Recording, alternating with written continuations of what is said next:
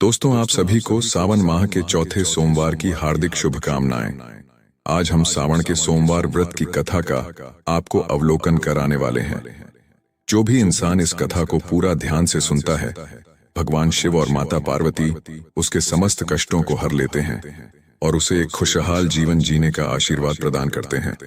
हर हर महादेव साथियों, जैसा कि आप सभी को पता है कि आज सावन माह का चौथा सोमवार, मुख्य रूप से हिंदू धर्म में सावन का महीना बहुत पवित्र माना जाता है। यह महीना भगवान शिव का महीना होता है। इस महीने में नित्य कार्यों को करके जो भी इंसान अपने धर्म से चलाता है, तब भगवान शिव उसके सभी मनोरथ सिद्ध कर देते हैं और उसे आशीर्वाद प्रदान करते हैं। दोस्तों, इसीलिए इसे धर्म कर्म का माह भी कहा जाता है। 12 महीनों में से सावन का महीना विशेष पहचान रखता है, क्योंकि सावन महीने का ममिक महत्व काफी ज्यादा है। कहते हैं कि इस महीने के दौरान व्रत, दान व पूजा पाठ करना अति उत्तम माना जाता है, क्योंकि यह साक्षात भगवान शिव का महीना होता है। दोस्तों, इस बार का सावन का महीना अपने आप में अनूठा है। हमारे पुराणों और धर्म ग्रंथों को उठाकर देखें तो भोले बाबा की पूजा के लिए सावन के महीने की महिमा का अत्यधिक महत्व है, क्योंकि इस महीने में ही माता पार्वती जी ने भगवान शिव की घोर तपस्या की थी कि भगवान शिव ही उन्हें पति के रूप में मिले, और भगवान शिव जी माता पार्वती जी की घोर तपस्या से प्रसन्न हो गए और भगवान शिव जी ने माता पार्वती को दर्शन दिए थे। जब भगवान शिव जी ने माता पार्वती को दर्शन दिए थे, तब सावन का महीना था।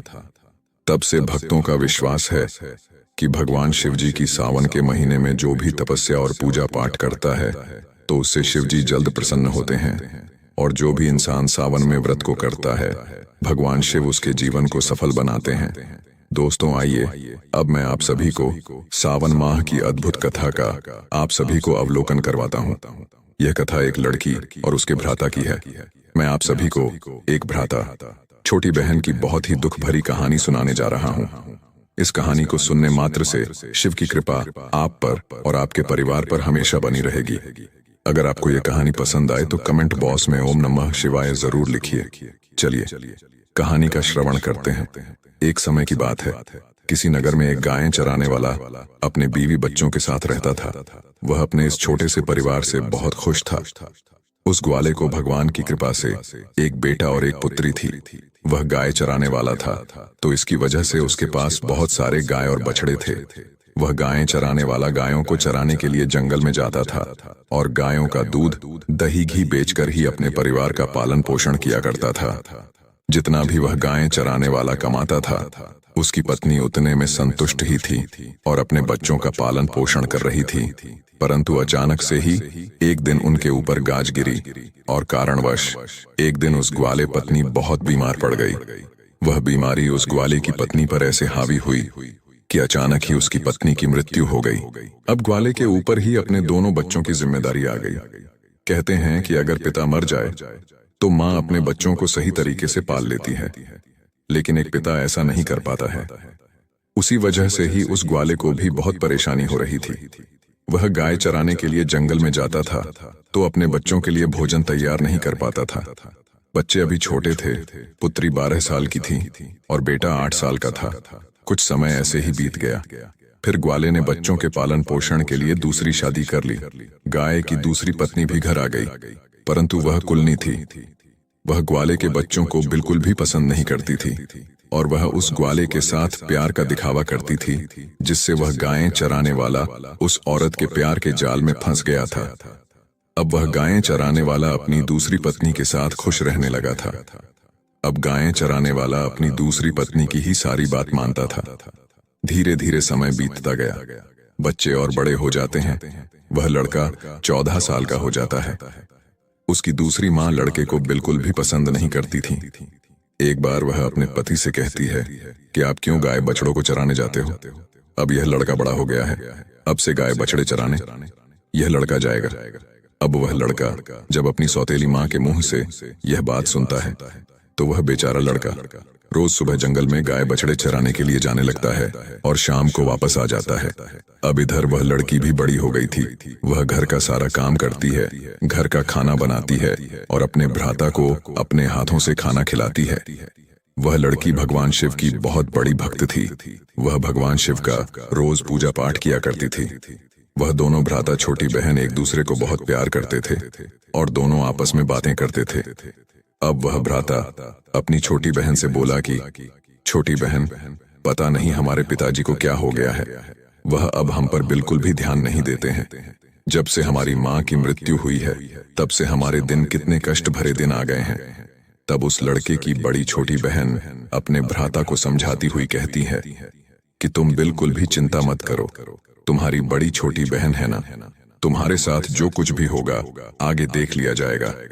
वैसे भी पिताजी अब सौतेली माँ के प्यार के मोह में पड़ गए हैं, इसलिए उन्हें कुछ दिख नहीं रहा है। यह कहकर वह अपने भ्राता को सांत्वना दे रही थी। फिर भ्राता कहता है, दीदी मुझे माँ की बहुत याद आ रही है। अगर आज हमारी माँ होती तो हमें कितने प्यार से इसे खाना खिलाती। दोनों भ्राता छोटी बहन अपनी माँ को याद करके रोने लगे। धीरे धीरे ऐसे ही दिन बीत रहे थे। एक दिन लड़का गाय चराने जंगल में गया हुआ था। तभी अचानक से जंगल में लड़के को एक चीता मिल गया। अब लड़का दौड़कर एक वृक्ष पर चढ़ गया। उस लड़के ने चीता से कहा, चीता भ्राता, तुम मुझे क्यों खाना चाहते हो? तब चीता ने कहा, भ्राता, मैं काफी दिनों से बहुत ही भूखा हूं। मैं अपनी भूख मिटाने के लिए तुम्हें खाना चाहता हूं। अगर तुम चाहते हो कि मैं तुम्हें ना खाऊं तो तुम मुझे एक गाय या गाय के बच्चा दे दो, जिसे खाकर मैं अपनी भूख मिटा सकूं। तब वृक्ष पर चढ़े उस लड़के ने कहा, अरे भ्राता, मैं अपनी छोटी बहन का इकलौता सहारा हूं, उसे बस मेरी ही आश है। अगर तुम मुझे खा लोगे तो मेरी छोटी बहन की वह आखिरी आस भी टूट जाएगी और मेरी छोटी बहन तो रो रो कर मर ही जाएगी। मेरे पिता और सौतेली माँ हैं जो हम दोनों पर बहुत अत्याचार करते हैं। मैं अपनी छोटी बहन की उम्मीद को टूटने नहीं दे सकता हूं। अगर फिर भी तुम्हें मुझे खाना है या फिर गाय और गाय के बच्चा खाना है तो मैं अभी तुम्हें यह नहीं दे सकता हूं, क्योंकि इसके लिए मुझे अपने माता पिताजी से पूछना होगा। तब वह चीता कहता है, ठीक है, कल तुम अपने माता पिता से पूछ कर आना। फिर लड़का शाम को अपने घर गया और अपने पिताजी से कहने लगा कि पिताजी, आज मुझे जंगल में चीता मिला था। अभी पूरी बात हुई भी नहीं थी कि उसके पिता ने उसे डांट दिया। जैसे उसके पिता ने उसे डांटा, वह एकदम से रोने लगा। फिर वह रोते रोते अपने पिताजी से कहता है, पिताजी, मैं आपसे कुछ कहना चाहता हूँ, आप मेरी बात तो सुन लीजिए। जैसे लड़के ने अपने पिता को सारी बात बताई कि जंगल में उसे कल एक चीता मिला था, वह मुझे खाएगा, या गाय और बछड़े को। यह सब बात उसकी सौतेली माँ भी सुन रही थी। तब उसकी सौतेली माँ ने कहा कि तू यह क्या कह रहा है? गाय और गाय के बच्चा कम नहीं होने चाहिए। पता है वह कितने कीमती है, उनके दूध से ही तो हमारा घर चलता है, और तुम्हारे बिना तो हमारा कुछ नहीं बिगड़ेगा। परंतु अगर गाय या बच्चे कम हो गए तो हमारी आमदनी कम हो जाएगी। इसलिए इससे अच्छा है कि चीता तुम्हें ही खा जाए। अब वह बेचारा दुखी मन से अपनी छोटी बहन के पास चला गया। तब उसकी छोटी बहन ने उसे खाना खिलाया और पूछा कि क्या हुआ भ्राता, तुम इतने उदास क्यों हो? तब उस लड़के ने सारी बात छोटी बहन को बताते हुए कहा कि मेरी प्यारी छोटी बहन, आज जब मैं जंगल में गाय के बच्चा को चराने के लिए गया हुआ था, तब वहां पर एक चीता आ गया था। वह मुझे खाने को कहने लगा। मैंने जब तुमको अबला बताया कि मेरी छोटी बहन मेरे बिना तो अबला हो जाएगी, तब उसने कहा कि ठीक है, मैं तुम्हारे यह गाय बछड़े ही खा लेता हूँ। और मैंने उसे भी खाने से मना कर दिया और पिताजी को पूछने आने को कहा कि मैं कल अपने पिताजी से पूछने आऊंगा। तब उसने मुझे जाने दिया। जब मैं घर पहुंचा तो पिताजी से यह बात जब मैं कह रहा था, तभी अपनी सौतेली माँ गई और गाय बकरी के बदले चीते को मुझे ही खाने को कहने लगी। इसीलिए ही मैं उदास हूँ। मुझे पता है कि कल वह चीता मुझे फिर मिलेगा और मुझे खा जाएगा। छोटी बहन, अब तुम ही बताओ मैं क्या करूं? उसकी छोटी बहन उसे समझाने लगी कि तुम तो मेरी जिंदगी का आधार हो भ्राता, तुम्हारे बिना तो मैं जीने के बारे में सोच भी नहीं सकती। अगर तुम्हें कुछ हो गया तो मैं भी जिंदा नहीं रहूंगी। इसलिए तुम कल जब जंगल को जाना और जब चीता वहां पर आए तो उसे एक गाय के बच्चा खाने को दे देना। अगर गाय जिंदा रहेगी तो गाय के बच्चा और आ जाएगा, परंतु तुम्हारे जैसा भ्राता मैं कहां से लाऊंगी? और हाँ, मैंने सुना था कि अपने पिता ने कहा था कि अगर चीता तुझे खा जाएगा तो पुत्र तो और भी हो जाएगा। यह सारी बातें मैंने सुन ली थी। अब भ्राता ने कहा, ठीक है छोटी बहन, दूसरे दिन वह लड़का जंगल में गया तो चीता उसका इंतजार करता हुआ मिला। चीता ने कहा, कहो, तुम अपने माता पिता से आज्ञा लेकर आए हो या मैं तुम्हें खाऊं? तब लड़के ने सारी बात चीता को बताई और कहा, मेरी छोटी बहन ने कहा है कि तुम एक बछड़े को खा लो। फिर चीता एक बछड़े को लेकर अपने गुफा की तरफ चला गया और लड़का खुशी खुशी अपनी गाय चराने लगा और शाम को अपने घर आ गया। उसके माता पिता गाय और बछड़े की गिनती करने लगे तो एक गाय के बच्चा कम था। वह समझ गए कि वह गाय के बच्चा लड़का चीता को दे आया है। इस बात पर वह दोनों बहुत गुस्सा हो गए और उसे मारने लगे। उसके पिता ने उसे डंडे से इतना मारा कि वह बेहोश होकर जमीन पर गिर पड़ा। उसकी छोटी बहन यह सब देख रही थी और उसको बहुत गुस्सा भी आ रहा था कि मेरे भ्राता को बिना किसी दोष के मारा पीटा जा रहा है। लेकिन वह कर भी क्या सकती थी। जब उसके माता पिता चले गए तब छोटी बहन अपने भ्राता को उठाकर कमरे में ले गई और उस पर पानी के छींटे मारने लगी। जब वह होश में आ गया तो उसे पानी पिलाया, खाना खिलाया और दोनों भ्राता छोटी बहन बहुत देर तक रोते रहे। फिर छोटी बहन ने कहा, भ्राता, अब तुम्हारा यहाँ रहना खतरे से खाली नहीं है। मेरे पास माँ की एक निशानी, ये अंगूठी है। तुम ये अंगूठी पहन लो और यह घर छोड़कर चले जाओ। अगर तुम जीवित रहोगे तो मुझे उम्मीद रहेगी और हम कभी ना कभी जरूर मिल जाएंगे। कम से कम हम अलग होकर भी साथ तो रहेंगे। अब भ्राता की समझ में छोटी बहन की सारी बात आ गई थी। उसने कहा, छोटी बहन, तुम ठीक कह रही हो, लेकिन मैं तुम्हें यहाँ अकेले छोड़कर कैसे चला जाऊं? हमारी सौतेली माँ तुम पर भी तो अत्याचार करती है, तुमसे सब काम करवाती है, मारती पीटती भी है। तब छोटी बहन ने कहा, भ्राता, अगर तुम ठीक रहोगे तो मैं सब सहन कर लूंगी, लेकिन तुम यहाँ से चले जाओ। भ्राता अपनी छोटी बहन की बात मान लेता है। अब छोटी बहन एक धागा उठाती है, उसको अपने भ्राता की कलाई पर बांध देती है। अब वह छोटी बहन अपने भ्राता से कहती है, भ्राता, यह मेरी निशानी है। जब भी हम मिलेंगे तो यह देखकर एक दूसरे को पहचान लेंगे। तुम यह धागा टूटने मत देना। अब भ्राता ने कहा, ठीक है। जब दोनों भ्राता छोटी बहन बातें कर रहे थे तो उनकी सौतेली माँ उन सब की यह सब बातें सुन रही थी। तब वह मन में सोचने लगी, अच्छा ये बात है, अब मैं मजा छका कर ही रहूंगी। जब वह लड़का और लड़की सो गए तो सौतेली माँ ने अपने पति से कहा कि मुझे तो इस लड़के का मांस खाना है। पति ने कहा, ठीक है, अगर तुम्हारी ज्यादा इच्छा हो रही है तो मैं अभी इसका मांस लेकर आता हूं। उसका बाप औरत के मोह में था। इसी वजह से वह निर्दय बाप इतना निर्दय, इतना कठोर हृदय का हो गया कि उसने अपने बेटे को उठाया और बाहर ले गया। उसके बाद कुल्हाड़ी से उसके छोटे छोटे टुकड़े कर दिए। फिर टुकड़े लेकर अपनी पत्नी के पास आया और बोला, यह लो, खा लो। तब उसकी पत्नी ने उन टुकड़ों की सब्जी बनाई और चावल बनाया। फिर उसने एक थाली अपने लिए और एक पति के लिए लगाई। तभी उसके मन में विचार आया कि अरे, उस छोटी बहन को कैसे भूल सकती हूँ। आखिर भ्राता छोटी बहन का बहुत गहरा प्यार था ना। अब इस प्यार में इसे इसके भ्राता का मांस तो जरूर खिलाना चाहिए। सौतेली माँ ने छोटी बहन को बुलाया और एक थाली उसके लिए भी लगाई और कहा, खाओ। तब छोटी बहन सोचने लगी कि इतने प्यार से तो माँ ने कभी मुझे खाना नहीं दिया, जरूर कोई बात है। जब वह खाना खाने लगी तो छोटी बहन ने देखा कि थाली में वही उंगली आ गई है जिसमें वह अंगूठी थी जो उसके माँ की नीनी थी, जिसे उसने अपने भ्राता को दिया था। छोटी बहन तुरंत समझ गई क्योंकि वह सुबह से अपने भ्राता को खोज रही थी, लेकिन उसे उसका भ्राता कहीं दिखाई नहीं दिया। अब उसका शक यकीन में बदल गया। अब वह रोती जा रही थी। वह तुरंत ही वहां से उठी और भागकर अपने कमरे में चली गई। तभी उसे बड़े बुजुर्गों की बात याद आई कि किसी इंसान की मुक्ति तब तक नहीं होती जब तक कि उसकी अस्थियां नदी में विसर्जित नहीं होती। उसने सोचा, मेरे भ्राता की भी तो मुक्ति कभी नहीं होगी, यह लोग तो उसे मारकर खा गए। तभी उसने वह उंगली उठाई और चलते चलते वह नदी के किनारे पहुंच गई। वह छोटी बहन उंगली को अपने हाथों में लेकर जोर जोर से रोने लगी और भगवान शिव को याद कर रही थी कि हे भगवान, आपके होते हुए ऐसा कैसे हो सकता है? मेरा भ्राता मुझसे कैसे दूर हो सकता है?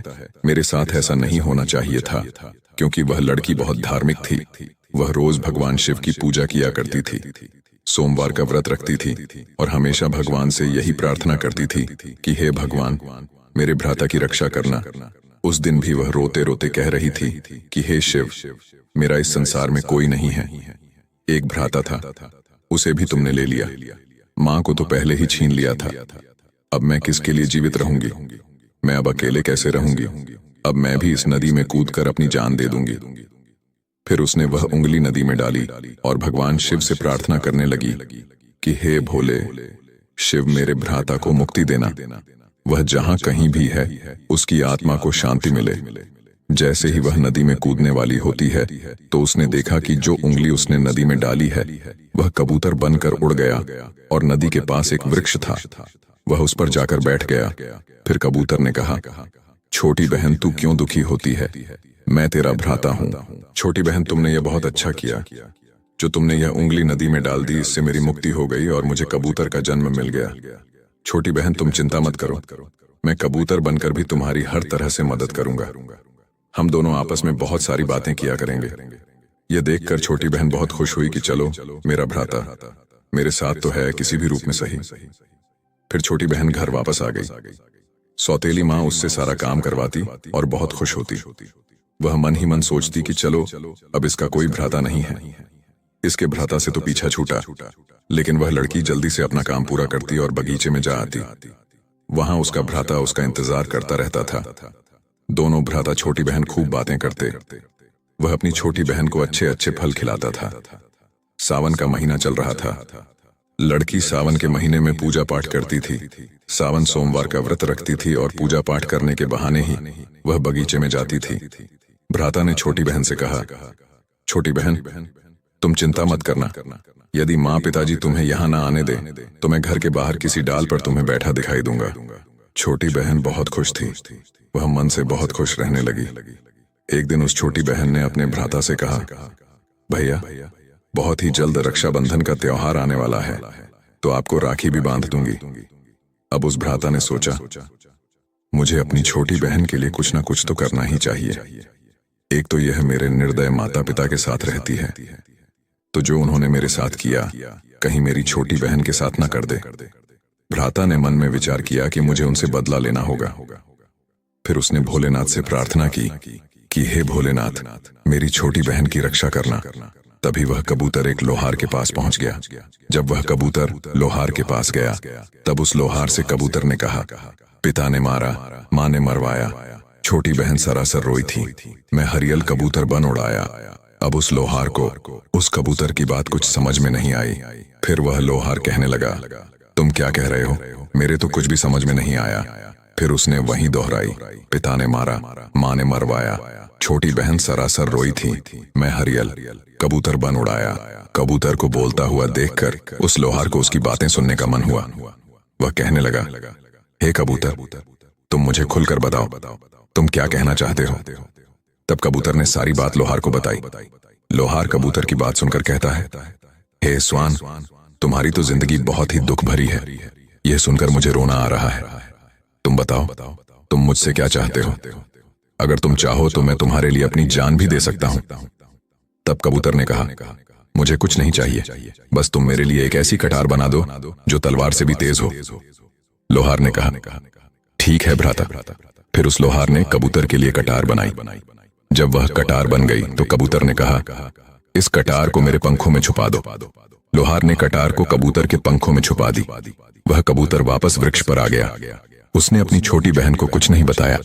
उसकी छोटी बहन उससे मिली बातें की, साथ में भोजन किया और वह घर वापस चली गई।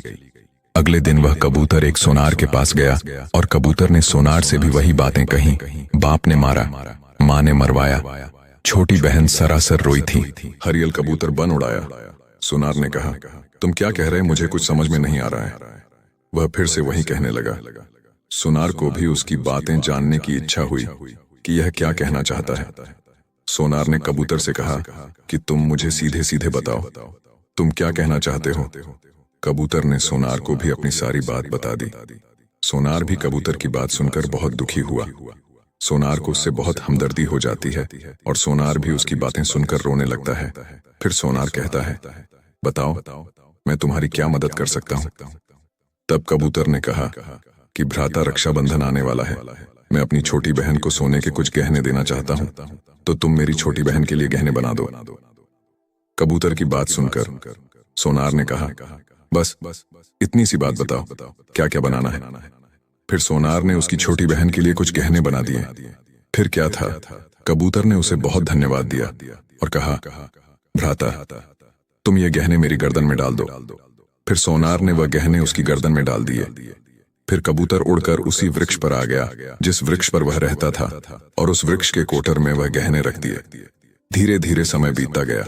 फिर रक्षाबंधन का त्योहार भी आ गया। उसकी छोटी बहन उसको राखी बांधने आई। दोनों भ्राता छोटी बहन बहुत खुश हुए। कबूतर ने सारे गहने अपनी छोटी बहन को दे दिए। गहने पाकर छोटी बहन बहुत खुश हुई। फिर उसने पूछा कि भ्राता तुम्हारे पास ये गहने कहां से आए। तब कबूतर ने कहा, मेरा एक सोनार दोस्त है, उसने मुझे बनाकर दिए हैं। फिर छोटी बहन खुशी खुशी घर चली गई। जब सौतेली माँ ने उसे गहने पहने हुए देखा तब वह जल भून गई और उसे मारते हुए बोली, ये गहने तू कहां से चोरी करके लाई है। तब उसने कहा, माँ मैंने ये गहने कहीं से चुराए नहीं हैं, ये तो मेरे भ्राता ने मुझे दिए हैं। जो एक कबूतर है वह सौतेली माँ को पूरी बात नहीं बताती है कि उसका भ्राता ही कबूतर बन गया है।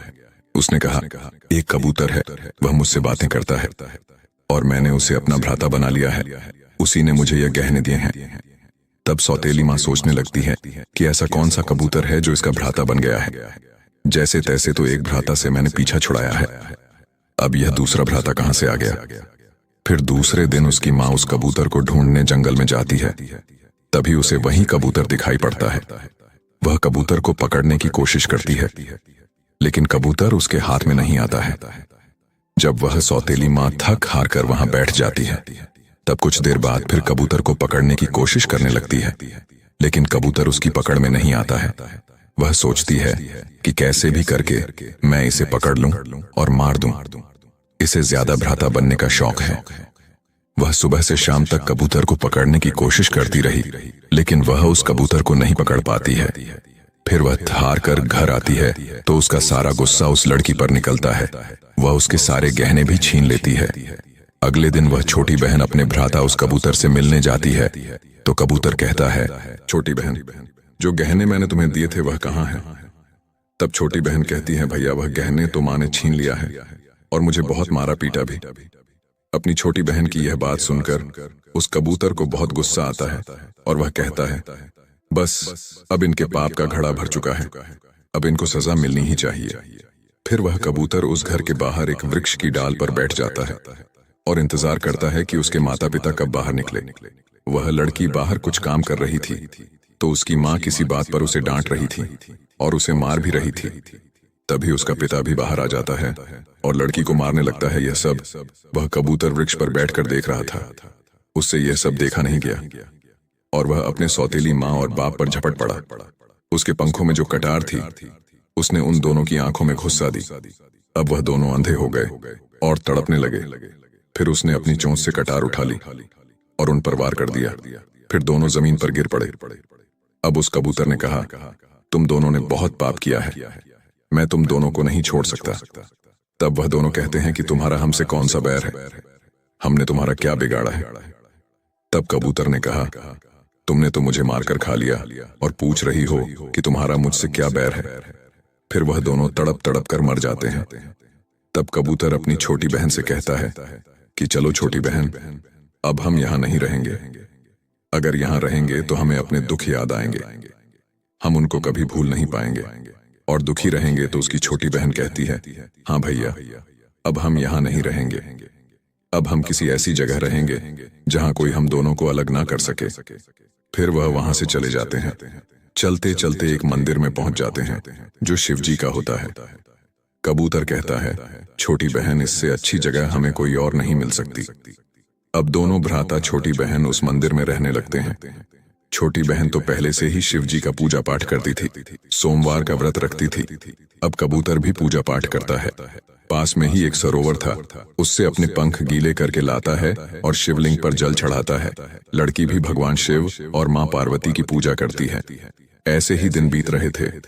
उसकी सच्ची भक्ति को देख एक दिन माँ पार्वती ने भगवान शिव से कहा, हे स्वामी, देखिए कितने दुखिया छोटी बहन भ्राता हैं, इनको देखकर मुझे रोना आ रहा है।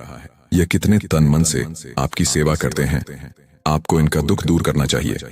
देवी पार्वती की बात को सुनकर भगवान शिव कहते हैं, हे देवी पार्वती, यह तो संसार सागर है, हम किस किस का दुख दूर करेंगे।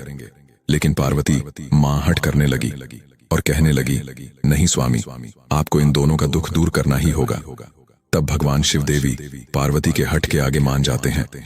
जब वह दोनों भ्राता छोटी बहन भगवान शिव की पूजा कर रहे होते हैं, उसी समय भगवान शिव और मां पार्वती प्रकट होते हैं और उनसे मनचाहा वरदान मांगने को कहते हैं। तो लड़की ने कहा, हे भगवान, मुझे कुछ नहीं चाहिए, मैं तो बस इतना चाहती हूं कि मेरा भ्राता पहले वाले रूप में आ जाए और हम भ्राता छोटी बहन को कोई अलग न कर सके। उसकी यह बात सुनकर भगवान शिव और मां पार्वती बहुत खुश होते हैं और उन्हें वरदान देते हैं कि उसका भ्राता पहले जैसा हो जाए। इतना कहकर वह अंतर्ध्यान हो जाते हैं। फिर भगवान शिव और देवी पार्वती की कृपा से वह लड़का पहले जैसा हो जाता है और अब दोनों भ्राता छोटी बहन बहुत खुश हो जाते हैं और भ्राता छोटी बहन खुश होकर भगवान शिव की पूजा करने लगते हैं और बड़े प्यार से मंदिर में रहने लगते हैं।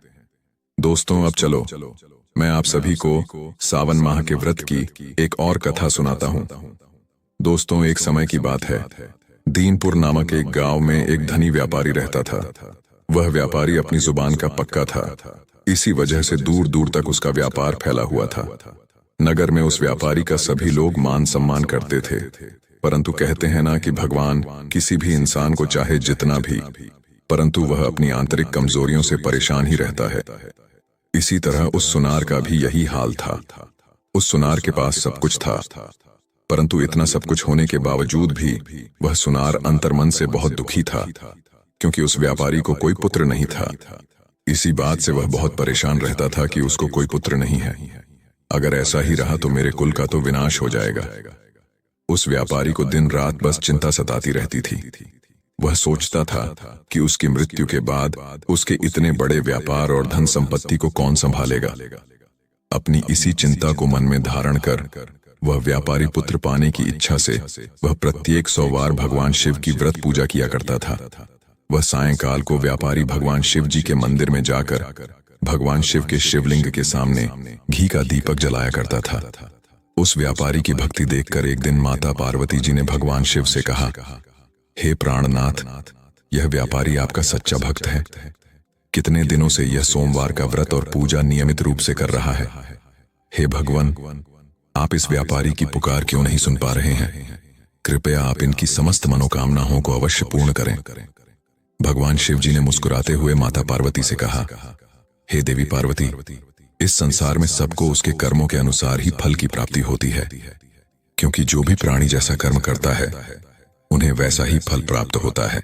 अब माता पार्वती जी भगवान शिव जी की इस बात को नजरअंदाज कर देती है और माता पार्वती जी भगवान शिव से आग्रह करते हुए कहती हैं कि नहीं प्राणनाथ, आप इस व्यापारी की इच्छा तो पूरी करनी ही पड़ेगी।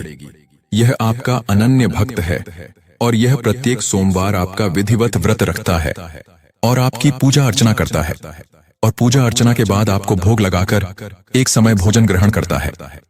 आपको इसे पुत्र प्राप्ति का वरदान देना ही होगा, अन्यथा हे भगवान, यह तो भक्ति की हार होगी। अब पार्वती का इतना आग्रह सुनकर भगवान शिव ने कहा, हे देवी पार्वती, तुम्हारे आग्रह पर मैं इससे को पुत्र की प्राप्ति का वरदान देता हूं, परंतु हे देवी, मैं इसे पुत्र प्राप्ति का आशीर्वाद तो दे दूंगा, परंतु इसका पुत्र 15 वर्ष से अधिक जीवित नहीं रहेगा। अब यह बात जब माता पार्वती जी ने सुनी तो वह भगवान शिव की बात को मान गई। अब उसी रात भगवान शिव जी ने स्वप्न में उस सुनार को दर्शन देकर उसे पुत्र प्राप्ति का वरदान दिया और कहा कि हे पुत्र, मैं तुम्हारी भक्ति से बहुत प्रसन्न हूं, इसलिए मैं तुम्हें आशीर्वाद देता हूं कि तुम्हें एक यशस्वी पुत्र की प्राप्ति हो, परंतु तुम्हारा वह पुत्र केवल 15 वर्ष की आयु तक ही जीवित रह पाएगा, उसके बाद इसकी मृत्यु हो जाएगी। जब भगवान शिव जी ने आशीर्वाद दिया तो आशीर्वाद पाकर उस सुनार को बहुत खुशी तो हुई, लेकिन पुत्र की अल्पायु की चिंता ने उस खुशी को भी नष्ट कर दिया। सुनार पहले की तरह सोमवार का विधिवत व्रत करता रहा। कुछ महीनों के पश्चात उसके घर अति सुंदर पुत्र उत्पन्न हुआ। पुत्र जन्म से सुनार के घर में खुशियां ही खुशियां भर गईं। अब उस सुनार ने बहुत धूमधाम से पुत्र जन्म का समारोह मनाया। वहां सभी आए हुए लोग बहुत खुश थे। सुनार की पत्नी भी बहुत खुश थी, परंतु सुनार को पुत्र जन्म की अधिक खुशी नहीं थी। क्योंकि उसे पुत्र की अल्प आयु के रहस्य के बारे में पता था। यह रहस्य घर में किसी को नहीं मालूम था। विद्वान ब्राह्मणों ने उस पुत्र का नाम विक्की रखा, क्योंकि उसकी वजह से ही इस सुनार का कुल आगे बढ़ने वाला था। इसी वजह से उसका नाम विक्की रखा था। जब विक्की 11 वर्ष का हुआ तो उस सुनार ने शिक्षा दीक्षा के लिए उसे अयोध्या भेजने का निश्चय कर लिया। सुनार ने विक्की को उसके चाचा खेमचंद के साथ विक्की को अयोध्या भेजवा दिया। जब वह दोनों अयोध्या जा रहे थे तब सुनार ने कहा कि विक्की शिक्षा प्राप्त करने के लिए अयोध्या जाते समय ध्यान से जाना। अब खेमचंद और विक्की रास्ते में रात्रि विश्राम के लिए एक जगह पर ठहरते हैं। वहां पर कुछ पंडित यज्ञ कर रहे थे। जब वह दोनों वहां पर पहुंचे तब उन दोनों को उन ब्राह्मणों ने भोजन कराया। अब लंबी यात्रा के बाद विक्की और खेमचंद एक नगर में पहुंचे। उस नगर के राजा की कन्या का विवाह था। उस राजा की कन्या के विवाह की खुशी में पूरे नगर को सजाया गया था। निश्चित समय पर बारात आती। खेमचंद और विक्की दोनों ही खड़े होकर यह दृश्य देख रहे थे। उन्होंने देखा कि वर का पिता अपने बेटे के एक आंख से भूरा होने के कारण बहुत चिंतित है। उसे इस बात का भय सता रहा था कि राजा को जब इस बात का पता चलेगा तो वह कहीं विवाह से इनकार न कर दे, इससे उसकी बदनामी हो जाएगी। वर के पिता ने जब विक्की को देखा तो उसके मस्तिष्क में एक विचार आया। उसने सोचा, क्यों ना इस लड़के को दूल्हा बनाकर राजकुमारी से विवाह करा दूं। विवाह के बाद इसको धन देकर विदा कर दूं और राजकुमारी को अपने नगर में ले जाऊंगा। वर के पिता ने विक्की और खेमचंद से बात की। खेमचंद ने धन मिलने के लालच में वर के पिता की बात स्वीकार कर ली और विक्की को दूल्हे के वस्त्र पहनाकर राजकुमारी चंद्रिका से विवाह करा दिया गया। विवाह के फल स्वरूप ही उस राजा ने बहुत सा धन देकर राजकुमारी को विदा किया। विक्की जब लौट रहा था तो वह सच छिपा नहीं सका और उसने राजकुमारी से कह दिया कि राजकुमारी चंद्रिका, तुम्हारा विवाह तो मेरे साथ हुआ था, परंतु मैं तो अयोध्या में शिक्षा प्राप्त करने के लिए जा रहा हूं। अब तुम्हें जिस नवयुवक की पत्नी बनना है वह तो एक आंख से काना है। जब राजकुमारी ने विक्की की इतनी बात सुनी तो उसने भूरा लड़के के साथ जाने से इनकार कर दिया और अपने पिता के पास जाकर सारी बातें बता दी। जब राजा ने यह बात अपनी पुत्री के मुंह से सुनी तो उसने राजकुमारी को अपने महल में रख लिया। अब उधर विक्की अपने चाचा खेमचंद के साथ अयोध्या पहुंच गया। वहां पहुंचकर विक्की ने गुरुकुल में पढ़ना शुरू कर दिया। जब विक्की की आयु 15 वर्ष पूरी हुई तब उसने एक यज्ञ किया। यज्ञ की समाप्ति पर ब्राह्मणों को भोजन कराया और खूब अन्न वस्त्र दान किए। रात को विक्की अपने शयन कक्ष में सो गया। अब भगवान शिव जी के वरदान के अनुसार जब वह सो रहा था तब उसी अवस्था में ही विक्की के प्राण पखेरु उड़ गए। जब सुबह हुई तो खेमचंद विक्की को मृत देखकर रोने पीटने लगा। अब खेमचंद को ऐसे विलाप करता हुआ देखकर आसपास के लोग भी एकत्र होकर दुख प्रकट करने लगे। जब विक्की का चाचा खेमचंद बहुत जोर जोर से विलाप कर रहा था तो खेमचंद के रोने के स्वर को सुनकर समीप से गुजरते हुए भगवान शिव और माता पार्वती जी ने भी सुने। जब माता पार्वती जी ने खेमचंद की विक्की के प्रति इतने लगाव के साथ विलाप करते देखा तो उन्होंने भगवान से कहा, हे प्राणनाथ, मुझसे इसके रोने के स्वर सहन नहीं हो रहा है, आप इस व्यक्ति के कष्ट दूर कर दीजिए। अब भगवान शिव ने माता पार्वती जी के साथ अदृश्य रूप में उसके समीप जाकर जब विक्की को देखा तब वह माता पार्वती से बोले कि हे देवी, यह तो उसी सुनार का पुत्र है जिसे मैंने 15 वर्ष की आयु का वरदान दिया था। इसकी आयु तो पूरी हो गई है। अब माता पार्वती जी ने भगवान शिव से निवेदन किया, हे प्राणनाथ, आप इस लड़के को जीवित करें, नहीं तो इसके माता पिता पुत्र की मृत्यु के कारण रो रो के अपने प्राणों का त्याग कर देंगे। इस लड़के का पिता तो आपका परम भक्त है और वह तो वर्षों से सोमवार का व्रत करते हुए आपको भोग लगा रहा है। आप इस लड़के को यदि जीवित नहीं करेंगे तो यह आपसे द्वेष करेगा और आपसे कोई द्वेष करे यह मुझे बिल्कुल ही पसंद नहीं है। अब माता पार्वती के इतना आग्रह करने पर भगवान शिव ने उस लड़के को जीवित होने का वरदान दिया और कुछ ही पल में वह फिर से जीवित होकर उठ बैठा। अब शिक्षा समाप्त करके विक्की अपने चाचा खेमचंद के साथ अपने नगर की ओर चल देता है। दोनों चलते हुए उसी नगर में पहुंचे जहां विक्की का विवाह हुआ था। उस नगर में भी विक्की ने यज्ञ का आयोजन किया। समीप से गुजरते हुए नगर के राजा ने जब यज्ञ का आयोजन देखा तब उस राजा ने विक्की को तुरंत पहचान लिया और यज्ञ समाप्त होने पर राजा विक्की और उसके चाचा को महल में ले गया और कुछ दिन उन्हें महल में रखकर बहुत सा धन वस्त्र देकर राजकुमारी के साथ विदा कर दिया, क्योंकि राजकुमारी और विक्की का विवाह पहले ही हो चुका था। जब वह शिक्षा ग्रहण करने आ रहा था, अब राजा ने अपनी पुत्री और इसके पति की रास्ते में सुरक्षा के लिए बहुत से सैनिकों को भी साथ भेजा।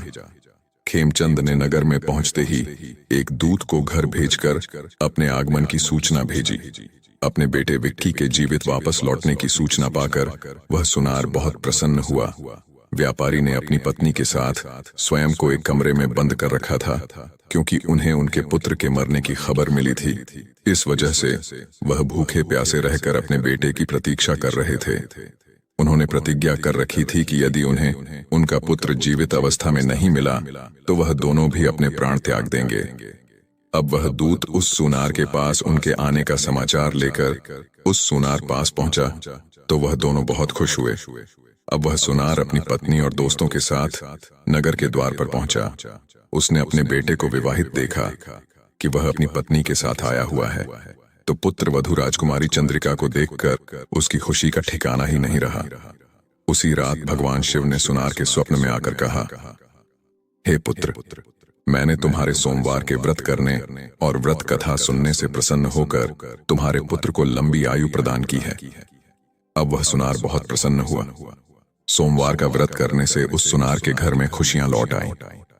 दोस्तों, शास्त्रों में लिखा है कि जो औरत या पुरुष सोमवार का विधिवत व्रत करते हैं और व्रत कथा सुनते हैं, उनकी सभी इच्छाएं पूरी होती हैं।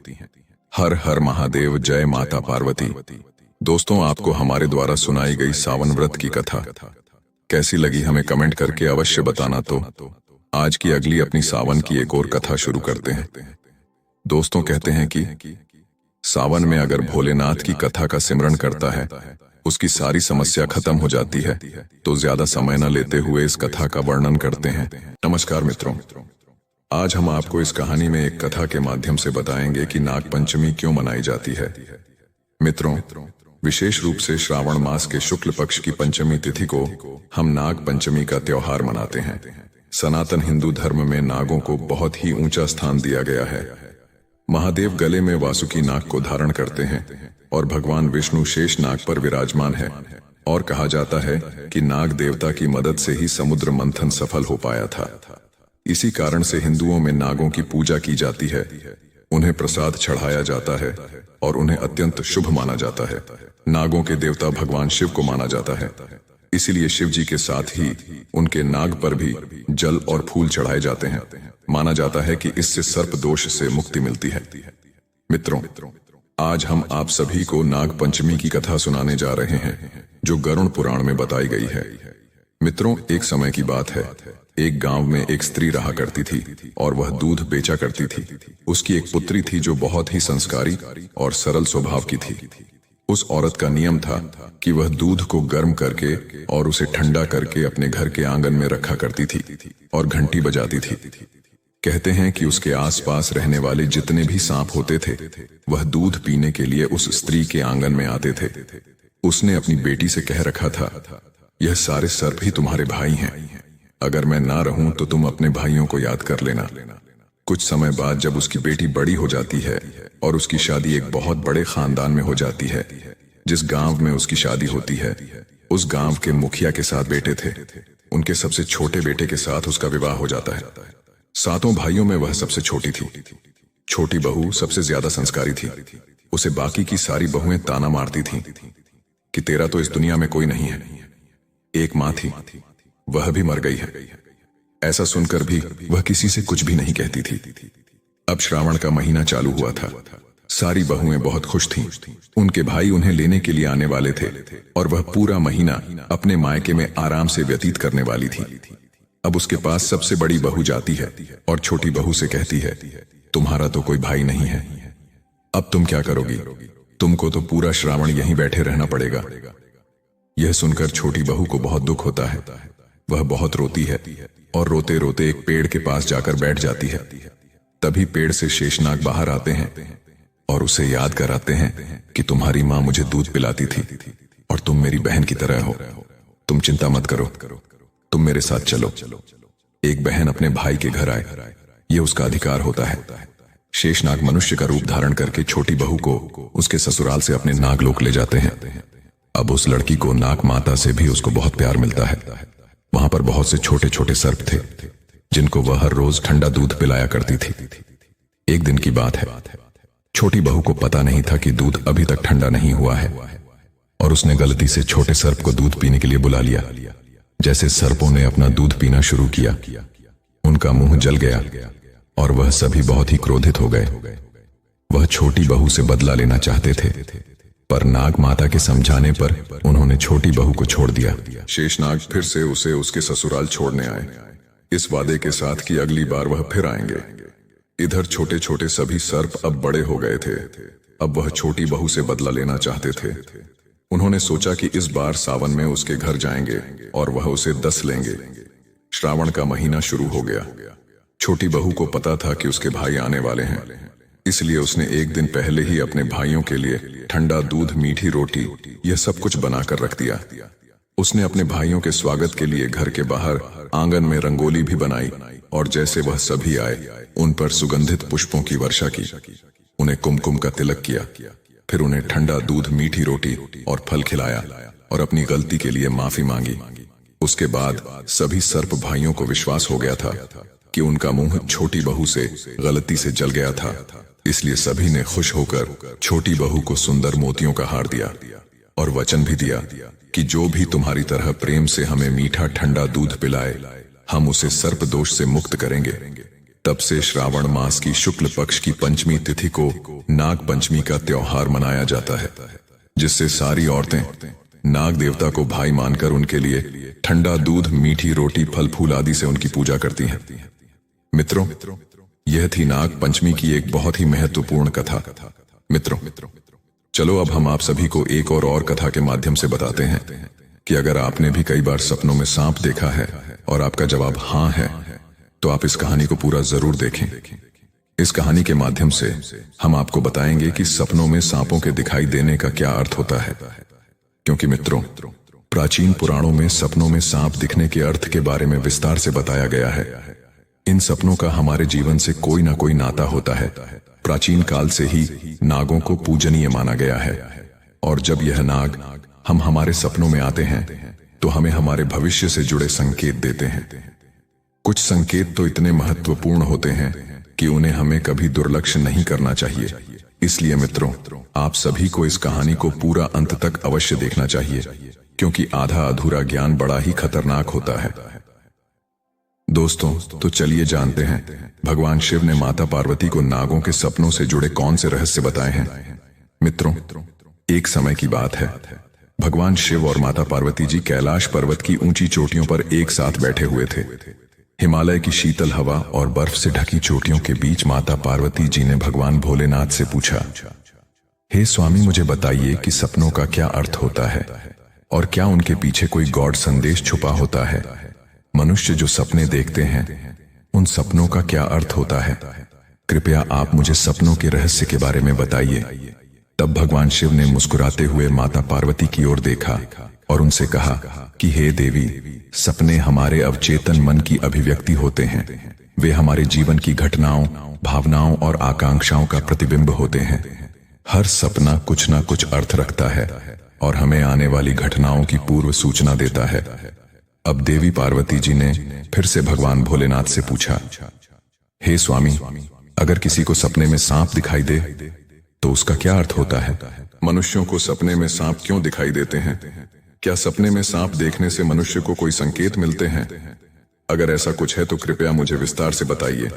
तब भगवान शिव ने उत्तर देते हुए बताया कि हे पार्वती, आपने सत्य ही कहा है। सपने में अगर किसी भी मनुष्य को सांप दिखाई देता है तो वह भविष्य से जुड़ा हुआ एक महत्वपूर्ण संकेत होता है।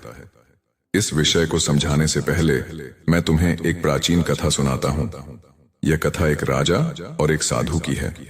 इस कथा को सुनने के पश्चात तुम्हें पता चल जाएगा कि सपने में सांप क्यों दिखाई देते हैं।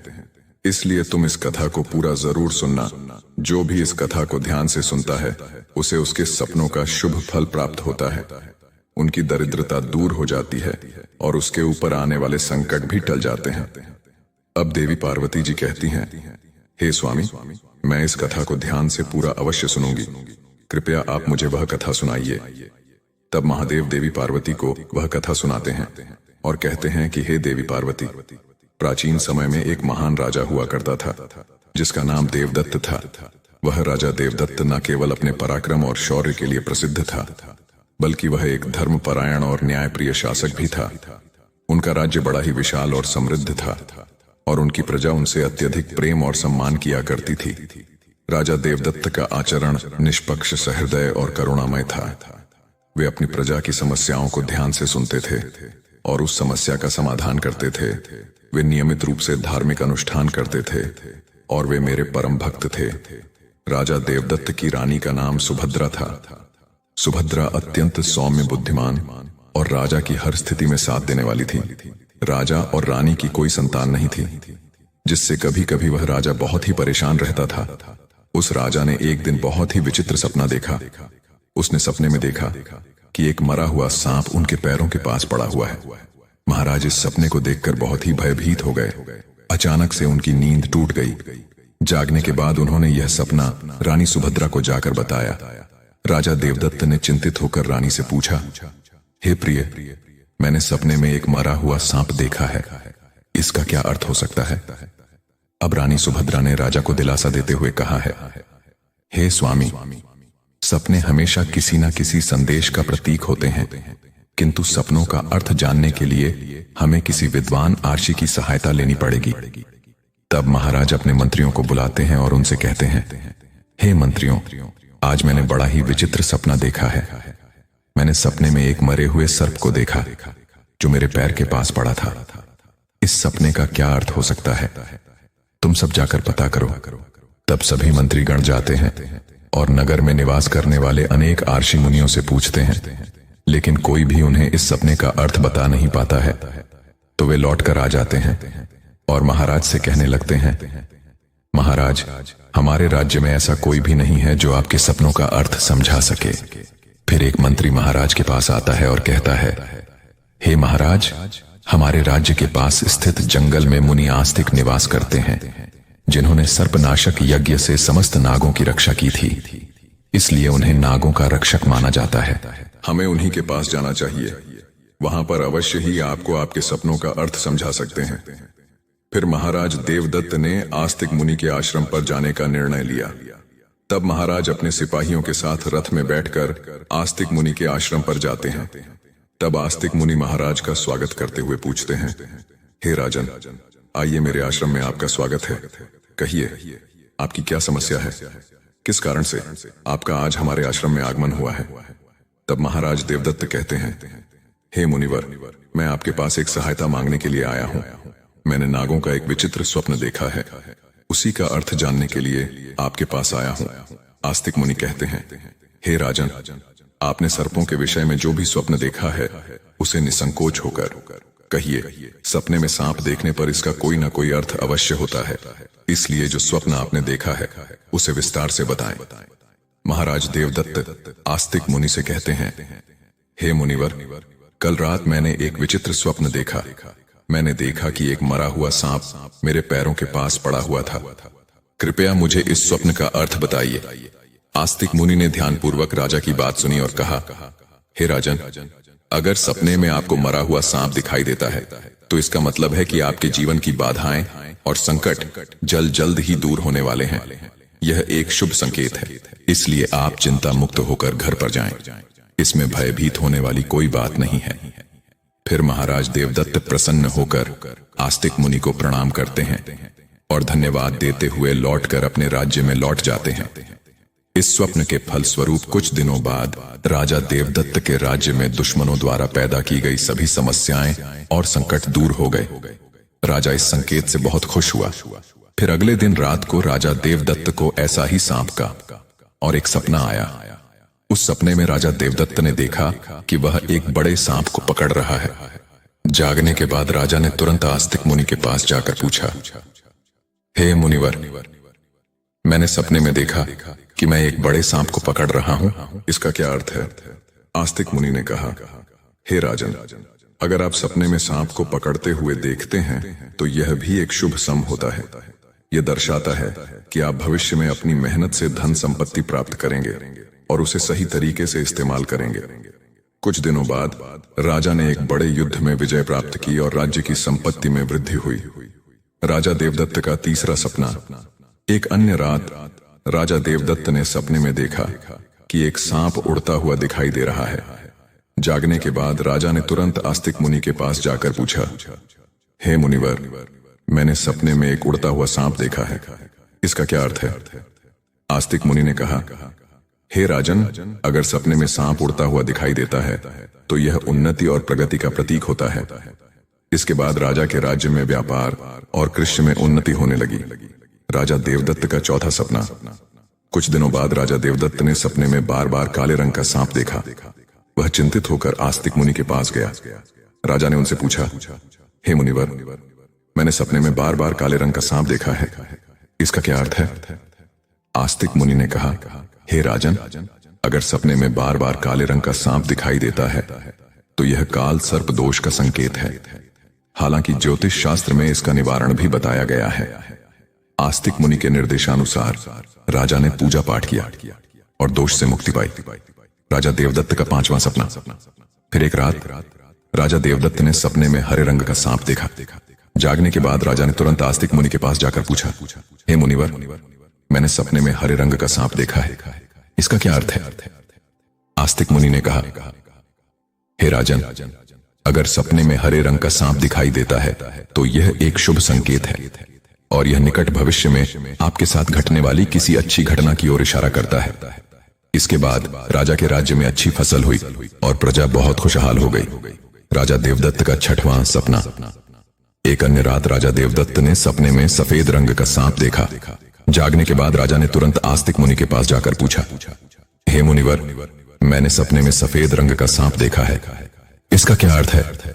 आस्तिक मुनि ने कहा, हे राजन, सपने में सफेद रंग का सांप दिखाई देना भी शुभ संकेत है, जिससे धन की प्राप्ति होती है। कुछ दिनों बाद राजा को एक अज्ञात स्रोत से बहुत सारा धन प्राप्त हुआ। राजा देवदत्त का सातवां सपना। एक रात राजा देवदत्त ने सपने में देखा कि एक सांप डर कर भाग रहा है। जागने के बाद राजा ने तुरंत आस्तिक मुनि के पास जाकर पूछा, हे मुनिवर, मैंने सपने में एक सांप को डर कर भागते हुए देखा है, इसका क्या अर्थ है? आस्तिक साधु ने कहा, हे राजन, अगर सपने में सांप को किसी से डरकर भागते हुए देखते हैं तो यह एक अशुभ संकेत है और यह दर्श चाहता है कि आपको आपके शत्रुओं से धोखा हो सकता है। कुछ दिनों बाद राजा के एक करीबी एम ने उन्हें धोखा दिया, लेकिन राजा समय रहते सतर्क हो गए और उन्होंने उस मंत्री को कैद कर लिया और दंड दिया। राजा देवदत्त का आठवां सपना। एक अन्य रात राजा देवदत्त ने सपने में देखा कि एक सांप उन्हें काट रहा है, इसका क्या अर्थ है? आस्तिक मुनि ने कहा, हे राजन, अगर सपने में सांप आपको काटता है या आपका पीछा करता है तो यह किसी अशुभ घटना की सूचना होती है। कुछ दिनों बाद राजा को एक गंभीर बीमारी ने घेर लिया, लेकिन वे मुनि के आशीर्वाद से ठीक हो गए। राजा देवदत्त का नौवां सपना। एक रात राजा देवदत्त ने सपने में नाग नागिन का जोड़ा देखा। जागने के बाद राजा ने तुरंत आस्तिक मुनि के पास जाकर पूछा, हे मुनिवर, मैंने सपने में नाग नागिन का जोड़ा देखा है, इसका क्या अर्थ है? आस्तिक मुनि ने कहा, हे राजन, अगर सपने में नाग नागिन का जोड़ा दिखाई देता है तो यह संकेत है कि आपके पूर्वज आपको सूचना दे रहे हैं कि आपको अपने कुल देवी देवता की उपासना करनी चाहिए। राजा ने मुनि के निर्देशानुसार कुल देवी देवता की उपासना की, जिससे उनके राज्य में सुख शांति बनी रही। राजा देवदत्त का 10वां सपना। एक रात राजा देवदत्त ने सपने में सांप के बच्चे देखे जो उनके सिंहासन पर बैठे हुए थे। जागने के बाद राजा ने तुरंत आस्तिक मुनि के पास जाकर पूछा, हे मुनिवर, मैंने सपने में देखा कि सांप के बच्चे मेरे सिंहासन पर बैठे हुए हैं, इसका क्या अर्थ है? आस्तिक मुनि ने कहा, हे राजन, अगर सपने में सांप के बच्चे दिखाई देते हैं और वे आपके सिंहासन पर बैठे हुए हैं तो यह संकेत है कि आपके घर में जल्द ही संतान का आगमन होगा।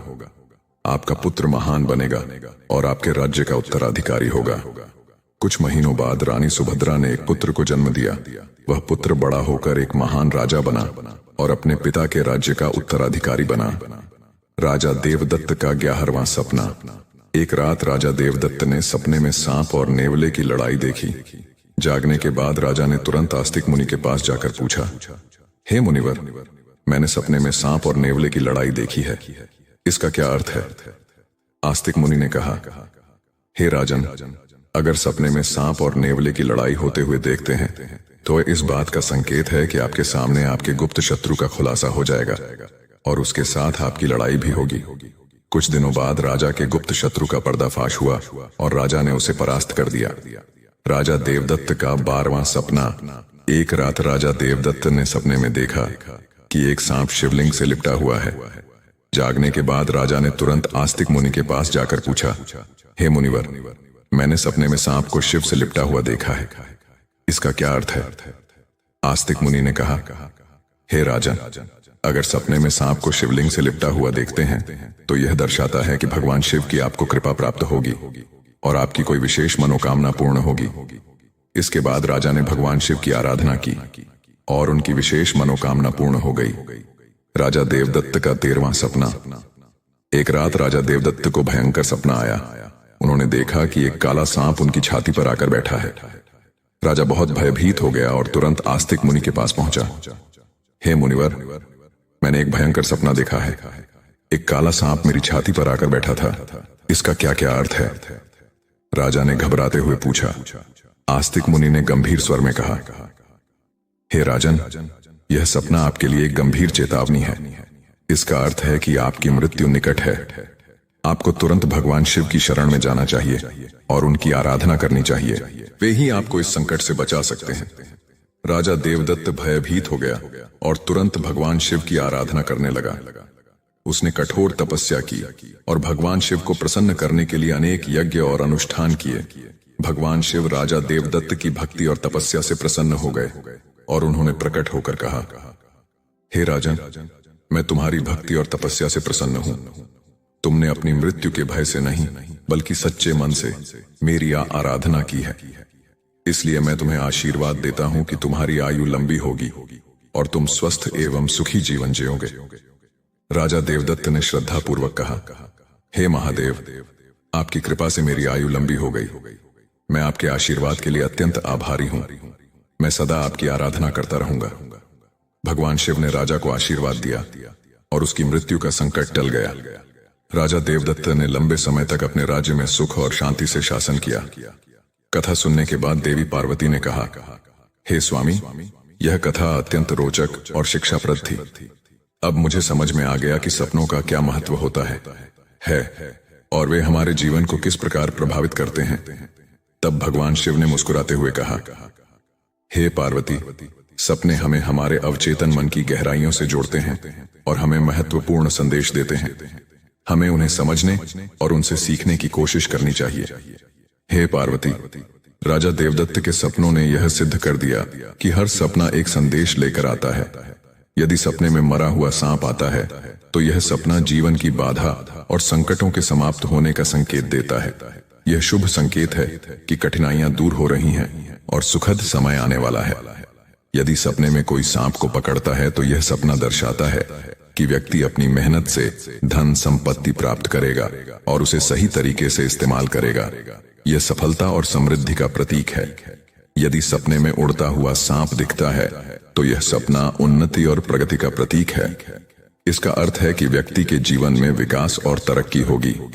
यदि सपने में काले रंग का सांप दिखाई देता है तो यह काल सर्प दोष का संकेत है। यह अशुभ होता है, लेकिन इसका निवारण संभव है, जिससे व्यक्ति को राहत मिल सकती है। यदि सपने में हरे रंग का सांप आता है तो यह शुभ संकेत है और निकट भविष्य में अच्छी घटनाओं का पूर्वाभास कराता है। यह सुख समृद्धि का प्रतीक है। यदि सपने में सफेद रंग का सांप दिखाई देता है तो यह धन की प्राप्ति का संकेत है। यह सपना आर्थिक समृद्धि और सफलता की ओर इशारा करता है।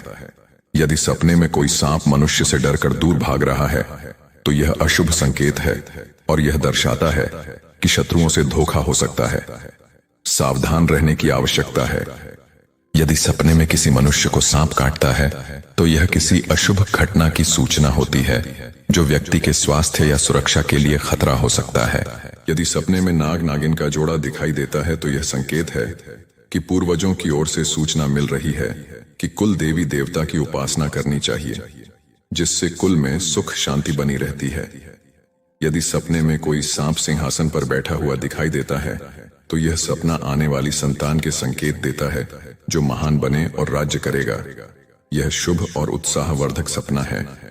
यदि सपने में सांप और नेवले की लड़ाई दिखाई देती है तो यह गुप्त शत्रु के खुलासे और उससे संघर्ष का संकेत है। व्यक्ति को सतर्क रहना चाहिए और अपने शत्रुओं का सामना करने के लिए तैयार रहना चाहिए।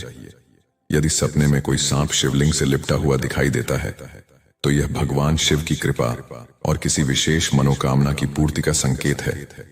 यह अत्यंत शुभ और आध्यात्मिक सपना है।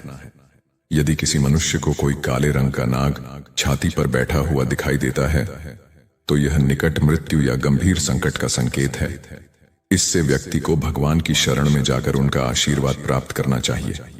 इस प्रकार भगवान शिव ने देवी पार्वती को सभी सपनों के रहस्यों के बारे में बताया। तो मित्रों, आपको हमारे द्वारा सुनाई गई यह नाग पंचमी की कथा कैसी लगी, हमें कमेंट करके अवश्य बताना। अगर पसंद आई हो तो इस कहानी को लाइक करना और हर हर महादेव नाम का कमेंट भी इस कहानी के कमेंट सेक्शन में अवश्य करना। साथ ही इस कहानी को अपने सभी मित्र बंधुओं में भी शेयर करना ताकि उन्हें भी इसके बारे में पता चल सके। बाकी मित्रों, आप सभी का कहानी को यहाँ तक देखने के लिए आप सभी का दिल से धन्यवाद। तो मिलेंगे अगली कथा कहानी में, तब तक के लिए अपना और अपनों का ख्याल रखिए। हर हर महादेव। मित्रों, अगर आपकी कोई मन्नत पूरी न हो रही हो या फिर तमाम प्रयासों के बावजूद आपको करियर में सफलता न मिल रही हो या व्यक्तिगत जीवन में परेशानी चल रही हो, मसलन कोई भी दिक्कत हो, तो परेशान होने के बजाय अब की सावन सोमवार का व्रत करके यहाँ बताई गई व्रत कथा का पाठ करें। मान्यता है कि सावन सोमवार के दिन अगर व्रत रखकर इस कथा का पाठ किया जाए तो जातकों की मनचाही मुराद पूरी हो जाती है। एक साहूकार था जो भगवान शिव का अनन्य भक्त था। उसके पास धन धान्य किसी भी चीज की कमी नहीं थी, लेकिन उसकी कोई संतान नहीं थी और वह इसी कामना को लेकर रोज शिव जी के मंदिर जाकर दीपक जलाता था। उसके इस भक्ति भाव को देखकर एक दिन माता पार्वती ने शिव जी से कहा कि प्रभु, यह साहूकार आपका अनन्य भक्त है, इसको किसी बात का कष्ट है तो आपको उसे अवश्य दूर करना चाहिए। शिव जी बोले कि हे पार्वती, इस साहूकार के पास पुत्र नहीं है, यह इसी से दुखी रहता है। माता पार्वती कहती हैं कि हे ईश्वर, कृपा करके इसे पुत्र का वरदान दे दीजिए। तब भोलेनाथ ने कहा कि हे पार्वती, साहूकार के भाग्य में पुत्र का योग नहीं है। ऐसे में अगर इसे पुत्र प्राप्ति का वरदान मिल भी गया तो वह केवल 12 वर्ष की आयु तक ही जीवित रहेगा। यह सुनने के बाद भी माता पार्वती ने कहा कि हे प्रभु, आपको इस साहूकार को पुत्र का वर देना ही होगा, अन्यथा भक्त क्यों आपकी सेवा पूजा करेंगे। माता के बार बार कहने से भोलेनाथ ने साहूकार को पुत्र का वरदान दिया, लेकिन यह भी कहा कि वह केवल 12 वर्ष तक ही जीवित रहेगा। साहूकार यह सारी बातें सुन रहा था, इसलिए उसे न तो खुशी हुई और न ही दुख। वह पहले की ही तरह भोलेनाथ की पूजा अर्चना करता रहा। उधर सेठानी गर्भवती हुई और 9वें महीने उसे सुंदर से बालक की प्राप्ति हुई। परिवार में खूब हर्षोल्लास मनाया गया, लेकिन साहूकार पहले ही की तरह रहा और उसने बालक की 12 वर्ष की आयु का जिक्र किसी से भी नहीं किया। जब बालक 11 वर्ष की आयु हो गई तो एक दिन साहूकार की सेठानी ने बालक के विवाह के लिए कहा। तो साहूकार ने कहा कि वह अभी बालक को पढ़ने के लिए काशी जी भेजेगा। इसके बाद उसने बालक के मामा जी को बुलाया और कहा कि इसे काशी पढ़ने के लिए ले जाओ और रास्ते में जिस भी स्थान पर रुकना वहां यज्ञ करते और ब्राह्मणों को भोजन कराते हुए आगे बढ़ना। उन्होंने भी इसी तरह करते हुए जा रहे थे कि रास्ते में एक राजकुमारी का विवाह था। जिससे उसका विवाह होना था वह एक आंख से काना था। तो उसके पिता ने जब अति सुंदर साहूकार के बेटे को देखा तो उनके मन में आया कि क्यों न इसे ही घोड़ी पर बिठाकर शादी के सारे कार्य संपन्न करा लिए जाएं। तो उन्होंने मामा से बात की और कहा कि इसके बदले में वह अथाह धन देंगे, तो वह भी राजी हो गए। इसके बाद साहूकार का बेटा विवाह की बेदी पर बैठा और जब विवाह कार्य संपन्न हो गए तो जाने से पहले उसने राजकुमारी की चुंदरी के पल्ले पर लिखा कि तेरा विवाह तो मेरे साथ हुआ, लेकिन जिस राजकुमार के साथ भेजेंगे वह तो एक आंख का काना है। इसके बाद वह अपने मामा के साथ काशी के लिए चला गया। उधर जब राजकुमार ने अपनी चुनरी पर यह लिखा हुआ पाया तो उसने राजकुमार के साथ जाने से मना कर दिया। तो राजा ने भी अपनी पुत्री को बारात के साथ विदा नहीं किया। बारात वापस लौट गई। उधर मामा और भांजे काशी जी पहुंच गए थे। एक दिन जब मामा ने यज्ञ रचा रखा था और भांजा बहुत देर तक बाहर नहीं आया, तो मामा ने अंदर जाकर देखा तो भांजे के प्राण निकल चुके थे। वह बहुत परेशान हुए, लेकिन सोचा कि अभी रोना पीटना मचाया तो ब्राह्मण चले जाएंगे और यज्ञ का कार्य अधूरा रह जाएगा। जब यज्ञ संपन्न हुआ तो मामा ने रोना पीटना शुरू किया। उसी समय शिव पार्वती उधर से जा रहे थे, तो माता पार्वती ने शिव जी से पूछा, हे प्रभु, ये कौन रो रहा है? तभी उन्हें पता चलता है कि यह तो भोलेनाथ के आशीर्वाद से जन्मा साहूकार का पुत्र है। तब माता पार्वती कहती हैं कि हे स्वामी, इसे जीवित कर दें, अन्यथा रोते रोते इसके माता पिता के प्राण निकल जाएंगे। तब भोलेनाथ ने कहा कि हे पार्वती, इसकी आयु इतनी ही थी सो वह भोग चुका। लेकिन मां के बार बार आग्रह करने पर भोलेनाथ ने उसे जीवित कर दिया। लड़का ओम नमः शिवाय करते हुए जी उठा और मामा भांजे दोनों ने ईश्वर को धन्यवाद दिया और अपनी नगरी की ओर लौटे। रास्ते में वही नगर पड़ा और राजकुमारी ने उन्हें पहचान लिया। तब राजा ने राजकुमारी को साहूकार के बेटे के साथ बहुत सारे धन धान्य के साथ विदा किया। उधर साहूकार और उसकी पत्नी छत पर बैठे थे। उन्होंने यह प्रण कर रखा था कि यदि उनका पुत्र सकुशल न लौटा तो वह छत से कूदकर अपने प्राण त्याग देंगे। तभी लड़के के मामा ने आकर साहूकार के बेटे और बहू के आने का समाचार सुनाया, लेकिन वे नहीं माने। तो मामा ने शपथ पूर्वक कहा। तब तो दोनों को विश्वास हो गया और दोनों ने अपने बेटे बहू का स्वागत किया। उसी रात साहूकार को स्वप्न में शिवजी ने दर्शन दिया और कहा कि तुम्हारे पूजन से मैं प्रसन्न हुआ। इसी प्रकार जो भी व्यक्ति इस कथा को पढ़ेगा या सुनेगा, उसके समस्त दुख दूर हो जाएंगे और मनोवांछित सभी कामनाओं की पूर्ति होगी। सनातन हिंदू धर्म में व्रत व पूजा का विशेष महत्व माना गया है। ऐसे में आपने कई बार 16 सोमवार व्रत का नाम भी सुना होगा, जो मुख्यतः कुंवारी लड़कियां अपने विवाह की आशा से भगवान शिव के नाम पर रखती हैं। वहीं सुहागन स्त्रियां भी इस व्रत को भगवान शंकर की कृपा प्राप्ति के लिए करती है। मान्यता के अनुसार ये व्रत पुरुषों के लिए भाग्योदय स सकल मनोरथ पूर्ण करने वाले हैं। वहीं यह व्रत स्त्रियों को मनचाहा वर औश्र सौभाग्य प्रदान करता है। इसके अलावा ये व्रत रोग शोक दूर करने के साथ ही जाने अनजाने में किए गए पापों से भी मुक्ति प्रदान करता है। पंडित सुनील शर्मा के अनुसार ऐसे में जहां तकरीबन हिंदू समाज के सभी लोगों ने इसके बारे में सुना तो होगा, लेकिन बहुत कम लोग हैं जो इससे जुड़ी कथा के बारे में जानते हैं। ऐसे में हम आज आपको 16 सोमवार व्रत की 2 कथाओं के बारे में बता रहे हैं। 16 सोमवार व्रत की पहली कथा, प्राचीन समय में एक नगर में एक धनवान साहूकार रहा करता था, जिसके घर में किसी प्रकार की कोई कमी नहीं थी, परंतु उसका कोई पुत्र नहीं है, जिस कारण वह काफी दुखी रहता था। उसे दिन रात यही चिंता सताती रहती थी। ऐसे में वह पुत्र पाने की कामना लिए हर सोमवार भगवान शिव जी का व्रत और पूजन किया करता था और शाम के समय शिव मंदिर में जाकर के भगवान शिव जी के सामने दीपक जलाता था। उसके उस भक्तिभाव को देखकर देवी मां पार्वती ने शिव जी से कहा कि यह साहूकार आपका बहुत बड़ा भक्त है और सदैव आपका व्रत और पूजन बड़ी श्रद्धा के साथ करता है। इसकी मनोकामना पूर्ण करनी चाहिए।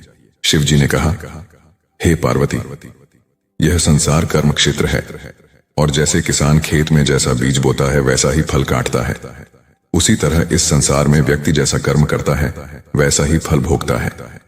पार्वती जी ने अत्यंत आग्रह से कहा, प्रभु, जब यह आपका इतना बड़ा भक्त है और इसको अगर किसी भी प्रकार का दुख है तो उसे अवश्य दूर करना चाहिए, क्योंकि आप सदैव अपने भक्तों पर दयालु होते हैं और उनके दुखों को हमेशा दूर करते हैं।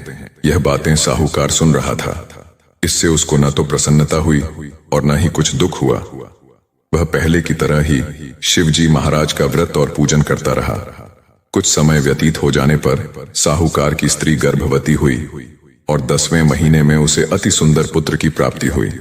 साहूकार के घर में बहुत खुशी मनाई गई, परंतु साहूकार ने उसकी केवल 12 वर्ष की आयु जानकर अधिक प्रसन्नता प्रकट नहीं की और न ही किसी को यह भेद बताया।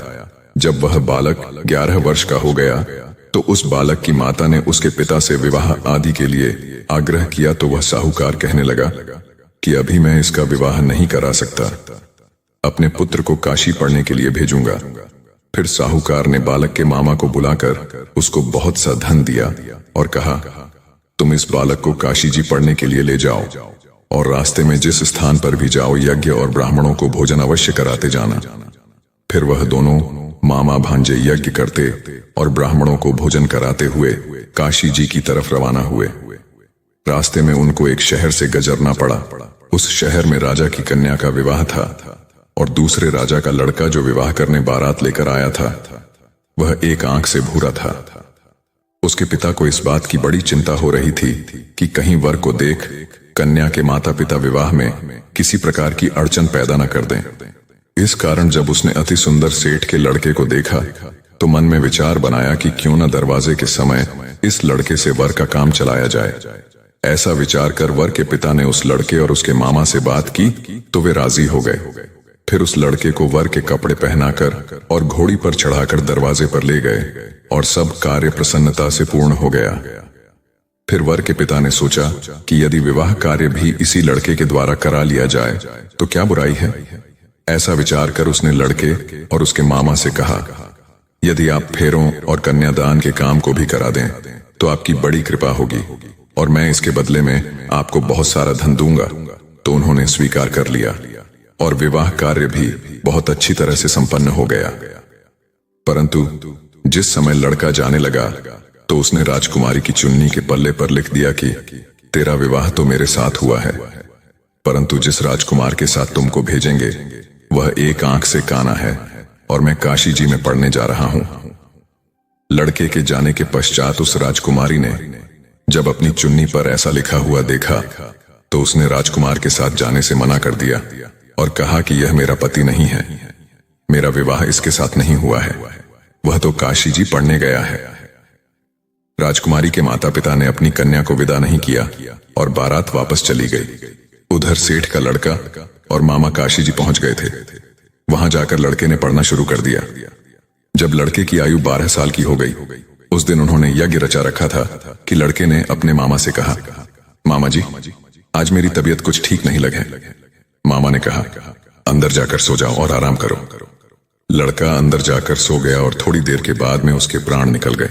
जब उसके मामा ने आकर देखा तो वह मुर्दा पड़ा हुआ है तो उसको बड़ा दुख हुआ और उसने सोचा कि अगर मैं अभी रोना पीटना मचा दूंगा तो यज्ञ का कार्य अधूरा रह जाएगा, जो कि सही नहीं होगा। अतः उसने जल्दी से यज्ञ का कार्य समाप्त किया और ब्राह्मणों के जाने के बाद रोना पीटना आरंभ कर दिया। संयोगवश उसी समय शिव पार्वती जी उधर से जा रहे थे। जब उन्होंने जोर जोर से रोने की आवाज सुनाई दी तो पार्वती जी शिव जी से कहने लगी, प्रभु कोई दुखिया रो रहा है, कृपया कर इसके कष्ट को दूर कीजिए। जब शिव पार्वती ने पास जाकर देखा तो वहां एक लड़का मुर्दा पड़ा हुआ था। पार्वती जी कहने लगी, महाराज यह तो उसी सेठ का लड़का है जो आपके वरदान से पैदा हुआ था। अतः हे प्रभु इस बालक को और आयु दो, नहीं तो इसके माता पिता तड़प तड़प कर मर जाएंगे। पार्वती जी के बार बार आग्रह करने पर शिव जी ने उसको जीवन का वरदान दे दिया और भगवान शिव जी की कृपा से लड़का फिर जीवित हो गया। इसके बाद शिव जी और पार्वती कैलाश पर्वत की ओर चले गए। इसके पश्चात वह लड़का और उसका मामा उसी प्रकार यज्ञ करते और ब्राह्मणों को भोजन कराते अपने घर की ओर वापस चल पड़े। रास्ते में उसी शहर में आए जहां उसका विवाह हुआ था। वहां पर आकर उन्होंने यज्ञ आरंभ कर दिया तो उस लड़के के ससुर ने उसको पहचान लिया और अपने महल में ले जाकर उसकी बड़ी खातिरदारी की। साथ ही बहुत से दास दासियों सहित आदर पूर्वक लड़की और जमाई को विदा भी किया। जब वह अपने शहर के निकट आए तो मामा ने कहा कि पहले मैं तुम्हारे घर जाकर खबर कराता हूं। जब उस लड़के का मामा घर पहुंचा तो लड़के के माता पिता घर की छत बैठे हुए थे और यह प्रण कर रखा था कि यदि हमारा पुत्र सकुशल लौट आया तो हम राजी खुशी नीचे आ जाएंगे, नहीं तो छत से गिरकर अपने प्राण त्याग देंगे। इतने में उस लड़के के मामा ने आकर यह समाचार दिया कि आपका पुत्र वापस आ गया है। तो उनको विश्वास नहीं आया। तब उसके मामा ने शपथ पूर्वक कहा कि आपका पुत्र अपनी स्त्री के साथ बहुत सारा धन साथ लेकर आया है। तो सेठ ने आनंद के साथ उसका स्वागत किया और बड़ी प्रसन्नता से साथ रहने लगे। माना जाता है कि इसी प्रकार से जो कोई भी सोमवार के व्रत को धारण करता है अथवा इस कथा को पढ़ता या सुनता है उसकी समस्त मनोकामनाएं पूर्ण होती हैं। 16 सोमवार व्रत की दूसरी कथा। एक बार भगवान भोलेनाथ और माता पार्वती जी मृत्युलोक घूमने की इच्छा से मृत्युलोक में आए। यहाँ माता पार्वती व भगवान शंकर जी मृत्युलोक में घूमते घूमते विदर्भ देशांतर्गत अमरावती नामक नगरी पहुंचे, जो कि बहुत ही सुंदर थी। यहाँ उन्होंने देखा कि अमरावती नगरी अमरपुरी के दृश्य सभी प्रकार के सुखों से परिपूर्ण थी। उस नगरी में राजा द्वारा बनवाया हुआ बहुत सुंदर भगवान भोलेनाथ जी का मंदिर भी था। उस मंदिर में भगवान भोलेनाथ जी और माता पार्वती निवास करने लगे। एक दिन माता पार्वती जी ने भगवान से कहा, हे प्रभु, आज तो हम और तुम दोनों चौसर पासा खेलेंगे। शंकर जी ने माता पार्वती जी की बात मान ली और चौसर खेलने लगे। उसी समय मंदिर का पुजारी ब्राह्मण मंदिर में पूजा करने के लिए आया हुआ था। माता ने ब्राह्मण को देखकर एक प्रश्न किया कि पुजारी जी बताओ कि इस बाजी में दोनों में से किसकी जीत होगी और किसकी हार होगी। ब्राह्मण ने बिना सोचे समझे कहा कि भगवान भोलेनाथ ही जीतेंगे। कुछ समय बाद बाजी समाप्त हुई और माता पार्वती जी की विजय हो गई। माता पार्वती को ब्राह्मण के झूठ बोलने पर क्रोध आया और कोढ़ी होने का श्राप दे दिया। भगवान शंकर जी के बहुत समझाने के बाद भी माता नहीं मानी और वो दोनों वहां से चले गए। कुछ समय बाद उस ब्राह्मण पुजारी को कोढ़ होने लगे और धीरे धीरे उसके सारे शरीर में कोढ़ हो गए। ऐसे में वह बहुत ही परेशान व दुखी रहने लगा। इस तरह कई दिन बीत गए। फिर एक दिन देवलोक की अप्सराएं शिव जी की पूजा करने उसी मंदिर में आई। अप्सराओं ने उस पुजारी के कष्ट को देखकर बड़े दया भाव से उसके रोगी होने का कारण पूछा। तब पुजारी जी ने आप बीती सभी बातें निसंकोच होकर उन अप्सराओं को बता दी। ये सुनकर वो अप्सराएं बोले, हे ब्राह्मण, तुम दुखी मत होनो। भगवान भोलेनाथ जी आपके सभी कष्टों को दूर कर देंगे, परंतु तुम्हें श्रेष्ठ षोडश सोमवार के व्रत पूरे विधि विधान और भक्ति भाव से पूरे 16 व्रत करने होंगे। और 17वें सोमवार के दिन पांव सेर पवित्र गेहूं के आटे की बाटी बनाएं। उसके बाद घी और गुड़ मिलाकर चूरमा बनाकर भगवान भोलेनाथ जी को प्रसाद चढ़ाना और बाकी के प्रसाद को मंदिर में उपस्थित भक्तों को बांट देना। ऐसे करने से आपकी सभी मनोकामनाएं पूरी होगी। ऐसा कहकर अप्सराएं देवलोक चली गई। ब्राह्मण भी यथाविधि षोडश सोमवार व्रत करने लगा। ऐसे में भगवान भोलेनाथ की कृपा से धीरे धीरे ब्राह्मण पुजारी कोढ़ से मुक्त होने लगा। कुछ समय बाद भगवान शंकर जी और माता पार्वती जी फिर से उसी मंदिर में पधारे। तब माता ने उस ब्राह्मण को रोग मुक्त होने का कारण पूछा, तो ब्राह्मण ने माता को 16 सोमवार के व्रत के बारे में विस्तार से बताया। ब्राह्मण की बात सुनकर माता पार्वती जी बहुत प्रसन्न हुई और पुजारी से 16 सोमवार के व्रत की विधि पूछी। उसी दिन से माता पार्वती जी भी षोडश सोमवार व्रत करने लगी और लगातार 16 व्रत किया। ऐसे में उनकी मनोकामनाएं पूरी हुई। उनके रूठे पुत्र स्वामी कार्तिकेय जी स्वयं ही माता के आज्ञाकारी हो गए। फिर एक दिन कार्तिकेय को अपना विचार परिवर्तन होने का रहस्य जानने की इच्छा हुई और वह अपनी माता के पास आए और बोले कि आपने ऐसा क्या उपाय किया जिससे मेरा मन आपकी ओर आकर्षित हो गया। तब माता पार्वती जी ने उसे षोडश सोमवार कथा सुनाई। तब कार्तिकेय ने अपनी माता से कहा, इस व्रत को मैं भी करूंगा, क्योंकि मेरा प्रिय मित्र ब्राह्मण दुखी दिल से परदेश गया है। हमें उससे मिलने की बहुत इच्छा होती है। फिर कार्तिकेय जी ने भी 16 सोमवार के व्रत पूरे विधि विधान से किए और उनकी भी इच्छा पूर्ण हो गई। उन्हें अपना प्रिय मित्र मिल गया। तब उसके मित्र ने इस आकस्मिक मिलन का भेद कार्तिकेय जी से पूछा, तो वे बोले, हे मित्र, हमने तुम्हारे मिलने की इच्छा करके 16 सोमवार के व्रत किए थे। अब तो उस ब्राह्मण मित्र हो अपने विवाह की बड़ी इच्छा हुई और वह भी 16 सोमवार व्रत पूरे विधि विधान से करने लगा। एक दिन वह किसी काम से विदेश गया और वहां के राजा ने अपनी पुत्री का स्वयंवर रखा था। उस राजा ने राजकुमारी के विवाह के लिए यह शर्त रखी थी कि जिस राजकुमार के गले में सब प्रकार श्रेणगारित हथिनी माला डालेगी, मैं उसी के साथ अपनी बेटी का विवाह करूंगा। भगवान शिव जी की कृपा से ब्राह्मण भी उस स्वयंवर को देखने के लिए एक ओर बैठा हुआ था। उसी समय हाथिनी वहां पर आई और उस ब्राह्मण के गले में जयमाला डाल दी। इस तरह राजा की प्रतिज्ञा के अनुसार बड़ी धूमधाम के साथ अपनी पुत्री का विवाह उस ब्राह्मण के साथ पूरे विधि विधान से कर दिया और उसे बहुत सारा धन देकर सम्मान पूर्वक संतुष्ट किया और वो दोनों सुखपूर्वक रहने लगे। एक दिन उस राजकुमारी ने अपने पति से पूछा कि हे प्राणनाथ, आपने ऐसा कौन सा पुण्य किया है जो हाथिनी ने सभी राजकुमारों को छोड़कर आपके गले में जयमाला डाली। तब ब्राह्मण बोला, हे प्राण प्रिय, मैंने अपने मित्र कार्तिकेय जी के कथानुसार 16 सोमवार का व्रत किया था, जिसके प्रभाव से मुझे तुम जैसी रूपवान पत्नी मिली है। इस व्रत की महिमा सुनकर राजकन्या को बड़ा आश्चर्य हुआ और वह भी पुत्र कामना के लिए 16 सोमवार व्रत करने लगी और भगवान भोलेनाथ से पुत्र कामना की प्राप्ति करने लगी। शिवजी की कृपा से कुछ समय बाद उसके गर्भ से एक अति सुंदर सुशील धर्मात्मा और विद्वान पुत्र हुआ। वह ब्राह्मण और उसकी पत्नी दोनों उस पुत्र को पाकर बहुत ही प्रसन्न हुए और उसका लालन पालन भली प्रकार से करने लगे। जब वह लड़का बड़ा हुआ और समझदार हुआ तो एक दिन अपनी माता से प्रश्न किया कि माता, आपने ऐसा कौन सा पुण्य किया जो आपको मेरे जैसा पुत्र की प्राप्ति हुई। पुत्र की बात सुनकर उस राजकुमारी ने अपने द्वारा किए गए 16 सोमवार व्रत की कथा और पूरे नियमों के बारे में उसे बताया। उस लड़के ने इस व्रत को सब तरह से मनोरथ पूर्ण करने वाला सुनकर उसके मन में राज्याधिकार की पाने की इच्छा की। उस लड़के ने उसी दिन भगवान शिवजी को प्रसन्न करने के लिए 16 सोमवार के व्रत पूरे नियमों से करने लगा। एक दिन दूसरे देश के राजा के दूत ने आकर उसको उनकी राजकुमारी के लिए छूना और उसे अपने साथ ले आए और राजा ने अपनी राजकुमारी का विवाह उसके साथ कर दिया। धीरे धीरे राजा वृद्ध हो गया और उसके लिए राजकाज संभालना मुश्किल हो गया।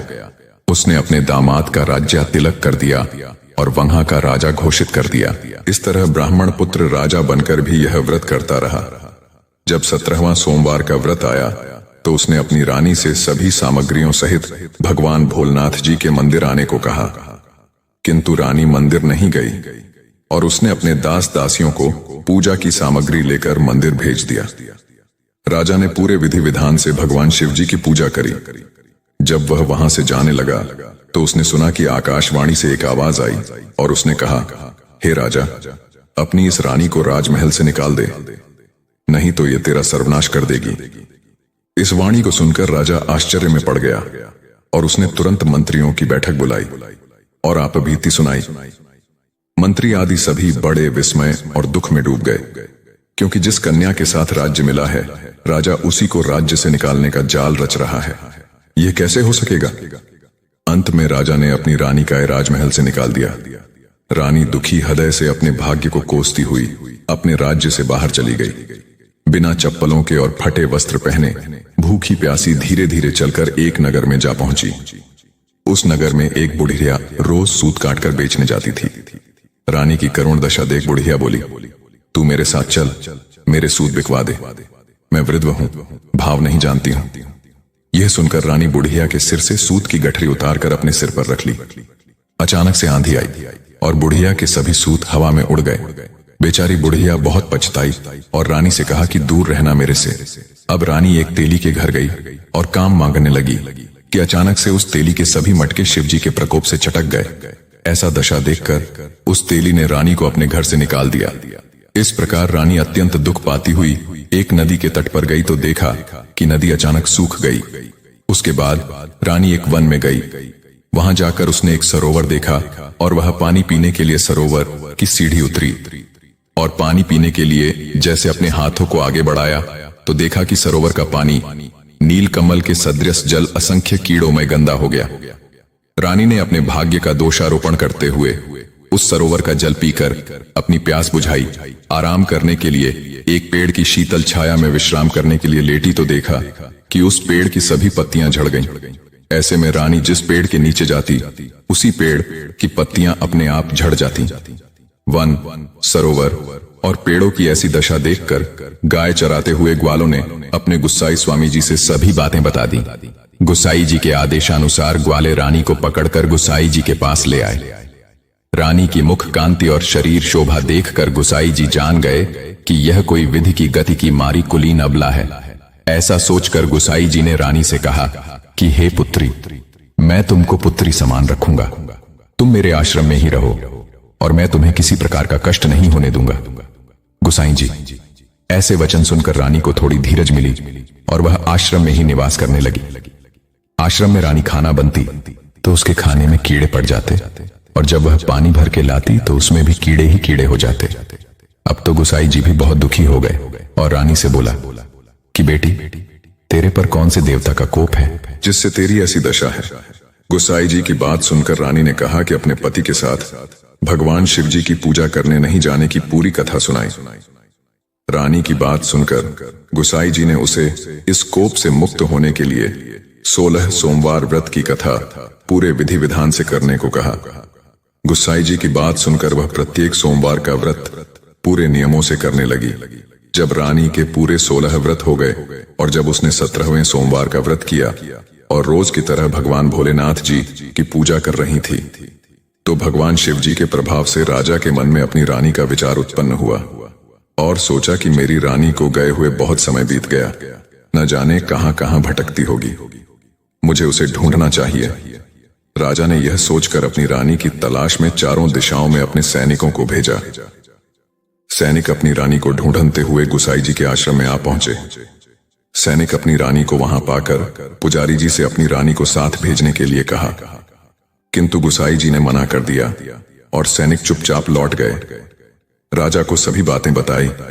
तब राजा स्वयं रानी को लेने गुसाई जी के आश्रम आए और पुजारी से प्रार्थना करते हुए बोले, महाराज, जो देवी आपके आश्रम में रहती है वो मेरी पत्नी है। शिव जी के कोप से मैंने इसका त्याग कर दिया था। अब इस पर से भगवान शिव जी का कायब शांत हो गया है, इसलिए मैं इसे लेने के लिए आया हूं। आपकी आज्ञा हो तो मैं इसे ले जा सकता हूं। गुसाई जी ने राजा के वचनों को सत्य समझकर रानी को राजा के साथ जाने की आज्ञा दे दी। गुसाई जी की आज्ञा पाकर रानी अपने पति के साथ अपने राज्य के लिए चल दी। रानी के आने की खबर पाकर राज्य के निवासी अनेक प्रकार के बाजे बजाने लगे। नगर के दरवाजे पर तोरण बंधनवारों से विविध विधि से नगर को सजाया। नगर में घर घर में मंगल गान होने लगे। पंडितों ने विविध वेद मंत्रों का उच्चारण करके अपनी रानी का स्वागत किया। इस प्रकार रानी ने अपनी राजधानी में पुण्य प्रवेश किया। राजा ने अपनी रानी के आने की खुशी में ब्राह्मणों को अनेक प्रकार के दान आदि देकर संतुष्ट किया। याचकों को धन धान्य दिया और पूरी नगरी में जगह जगह सदाव्रत खुलवाए, जहां भूखों और गरीबों को खाने को मिला। इस प्रकार राजा रानी भगवान भोलेनाथ जी की कृपा से सभी प्राकर के सुख भागते हुए और 16 सोमवार व्रत की कथा करते रहे। अंत समय में अनेक प्रकार के सुख भोगते हुए शिवपुरी को पधारे। इसी कारण कहते हैं कि जो भी मनुष्य भगवान भोलेनाथ जी की भक्ति मन वचन कर्म द्वारा 16 सोमवार के व्रत पूरे विधि विधान से करेगा, वह इस मृत्यु लोक से समस्त सुख को भोग कर अंत में भगवान के चरणों में शिवपुरी को प्राप्त होगा। और इस व्रत के करने से सबके मनोरथ भी पूर्ण होते हैं।